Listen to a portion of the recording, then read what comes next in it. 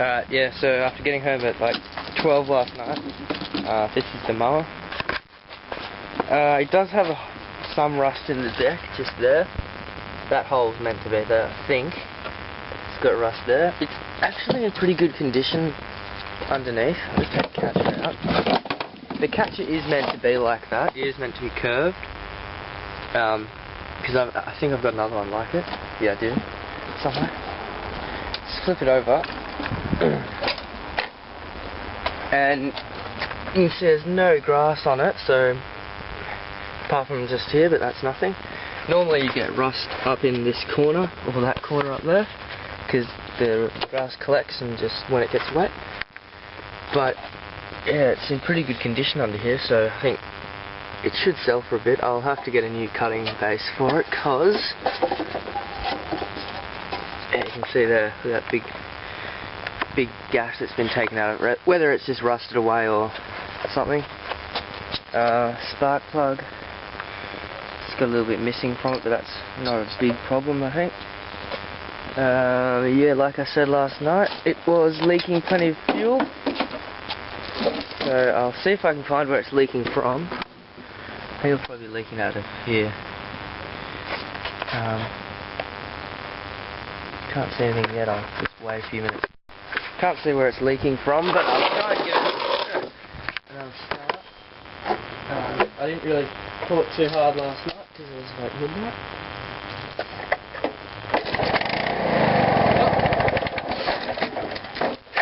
So it might even let go, but it might have just thrown it out because it was leaking.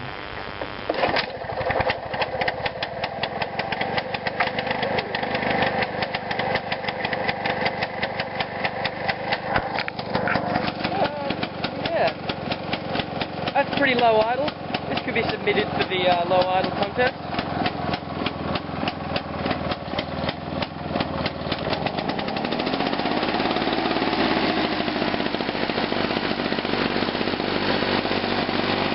Before I make this video on comparing all these different engine types, I'll just get the piston off this. I think this should work. I've made this specially designed tool. I've just tapped the ends out of that so it actually fits over that there. I'm pretty sure from memory that you just twist that and it should undo the connecting rod, I think. Okay, so I got the piston out of that one by undoing it with this special tool. You wouldn't know it's a tool, but it is. So pretty much the purpose of this video is to just show the different types of cylinders and why two engines of the same size can have such different power. For instance, this is the engine off my chainsaw bike. From the outside it looks not very similar, but pretty similar if you just take a glance at it and you don't really know what you're looking at. But when you look inside there, it's very different. So this is a chainsaw engine, high compression, high RPMs, high power. This is off a Ryobi whippersnipper, probably low compression, pretty low power, but still does the job. So you can see when you're looking down here, you can see how big these transfer ports are. They actually go behind the cylinder wall. This is a lot better design, creates a lot more power. This one, they just sort of cut into the cylinder wall. Less power because you can't have as big a transfer ports because the rings end up bulging out. This one will always have more power. You can see that this here is a smaller size piston diameter, but even then it's still got bigger transfer ports, so they'll have more power. This is another cylinder with the transfer ports that go behind the cylinder wall. This is a Victor. You can see these transfer ports are pretty small compared to the size of the actual engine, which is why Victors don't have that much power for their size. Victor's 160 cc's and some two-stroke motorbikes are 80 cc's and they'll still have a lot more power. So, which is why these aren't very good for putting on scooters and stuff. They'll only rev to probably 4,000 RPM before they will sort of, I've never had it happen, but I wouldn't want to have it revving past 4,000 RPM for very long. You can see This is the Ryobi engine block. It's only got one piston ring. This is the still. It has two piston rings, and I can't find the still cylinder, but I know it had a really good cylinder transfer ports, really big open ones. Just trying to open you guys' eyes up to open the new guys' eyes up to why engines have such differing power for sizes, because this is the kind of stuff you don't really see very often. Like you won't often find videos of people sort of doing this, but well, I haven't, but anyway. So this is the Victor Power Torque. You can see it's got a really big cylinder, well, not really big, but quite large, and even though they're quite large, they're really rough, and that'll slow down the air. So that's another thing. That's like sandpaper in there in the transfer port, but if you look at this aluminium one, it's polished pretty much. These red holes, these ones here, they actually have been drilled through, and if you re-drill them through, you'd end up going through the transfer ports into the cylinder. So that's how they sort of do that.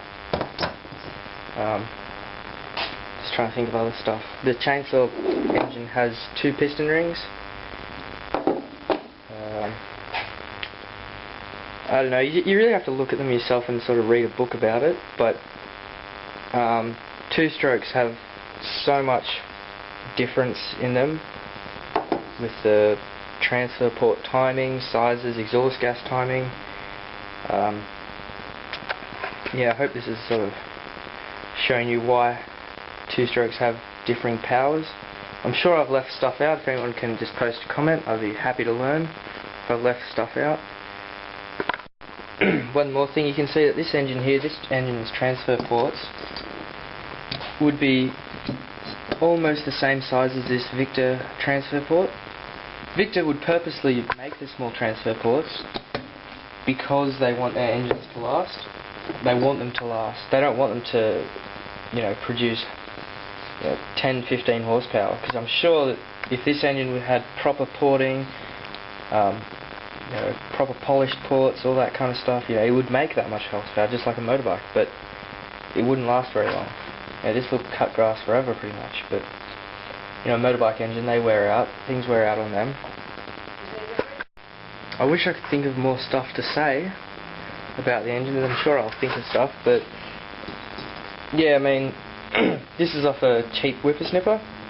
This is off a better whippersnipper. I've already mentioned it, that ports on this are easily the same size, but this is a lot smaller, probably 10 cc smaller. Can't think of anything to say. I know you guys will have something to add. Most of you guys probably knew that stuff. They're just talking about the people who are new to building stuff, and they put sort of like a maybe Ryobi whippersnipper engine on a bike that has no power at all. And they see mine, but mine had a chainsaw engine with these proper ports, probably a lot higher compression. Even the position of the spark plug can determine how much power an engine has. There's just so much that goes into it.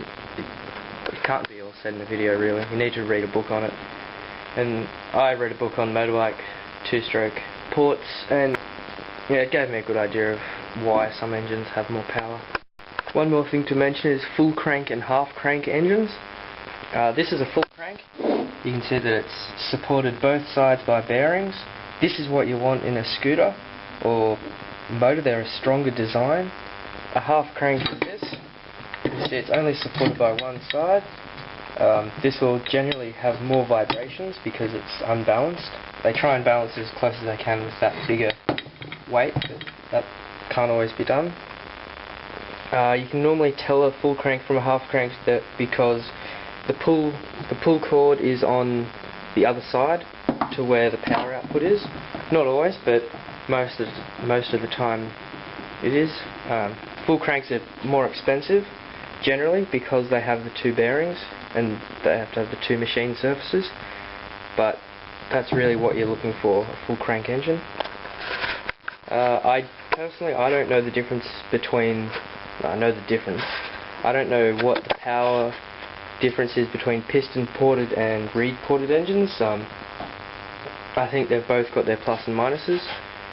If anyone can give me a good bit of advice on which is better, but for making scooters and stuff, I think they're pretty similar in power. It's only when you really start having motorbikes and stuff that they differ in power. This Victor's a half crank engine. It's only supported by one side. It's the same engine as that one. You'd think it's full crank, but it's not. It's only a half crank. It's only supported on one side, which doesn't really matter, but if you were going to modify it, it probably wouldn't, because the higher RPMs might sort of break it.